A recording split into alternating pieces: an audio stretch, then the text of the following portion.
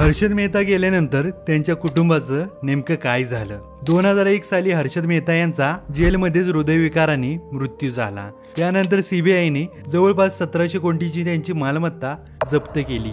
1992च्या गाजलेल्या घोटाळ्यासाठी कायदेशीर जबाबदारी त्यांच्या पत्नी ज्योती मेहता यांच्यावर आली। ज्योतिबाईने अनेक वर्ष कोर्ट कचेऱ्याच्या फेऱ्या मारल्या। शेवटी 2019 मध्ये त्यांना तब्बल 6 कोटींचा परतावा मिळाला। मात्र आज त्या कुठे राहतात, काय करतात याचा कोणालाच काही ठाव ठिकाणा नाही। त्यांनी स्वतःला पूर्णपणे मीडियापासून दूर ठेवलेला आहे।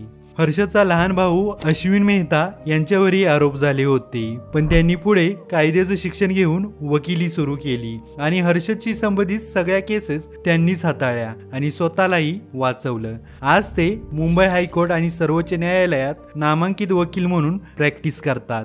हर्षदचा मुलगा अतुर मेहता स्कॅमच्या वेळी खूपच लहान होता, पण आज तो इन्व्हेस्टर आणि ट्रेडर असल्याचं मीडियात सांगितलं जातं। बाकी तुमच्याकडे अजून काही माहिती असेल तर नक्की कमेंटमध्ये कळवा।